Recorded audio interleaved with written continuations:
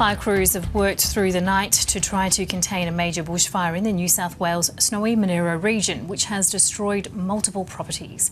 Reporter Melissa Clark is in Colinton, where one resident has returned to find his home in ruins.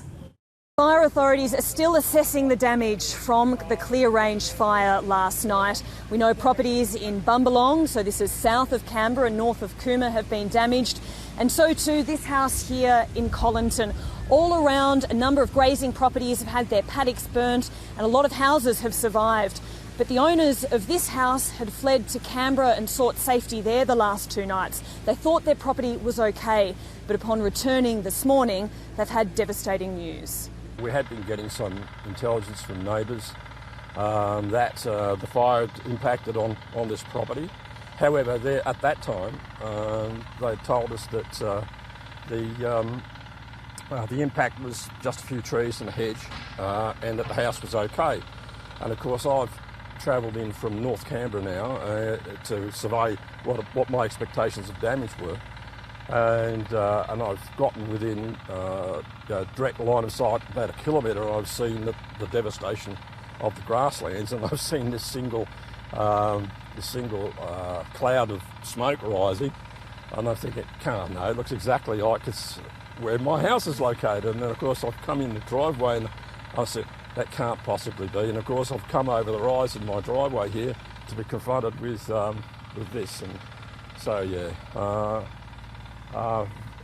Very devastating. We've lived here for almost 30 years. One small bit of good news for this family: the chook shed survived. But now it's a matter of figuring out what to do next. And for the firefighters, there's still a lot of work to do. They're trying to mop up the spot fires that are still flaring up in these gusting winds. A change is coming through at around lunchtime. Lower temperatures will be welcome, but there could be thunderstorms that could bring lightning and more trouble as well. So while the damage is being assessed, they're still trying to prevent more damage coming today and tonight. Staying in New South Wales, and impact assessment crews are visiting communities in the state's southeast to determine the level of property loss as a result of yesterday's bushfires. Jonathan Hare has more from Bega. Fire conditions have improved significantly overnight here on New South Wales' south coast. The heat and wind is gone and it's now cool, overcast and with rain forecast.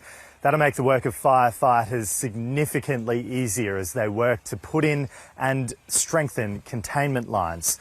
It's a stark contrast to the conditions seen yesterday. 4 emergency warnings were issued for huge blazes inland from the coast. Those fires are still burning close to each other and threatening to merge into one large blaze. The area around the fire fronts is rural, putting small communities under threat. The smoke generated by those blazes caused the sky to turn dark and orange in some towns yesterday, triggering memories of the devastating fires that burned over New Year's and in early January. The fires also created their own weather system, which sent rain, thunder, lightning and ash over some towns. The Rural Fire Service has confirmed that there have been property losses from the blazes yesterday, but it'll take damage assessment crews some time to figure out just how many.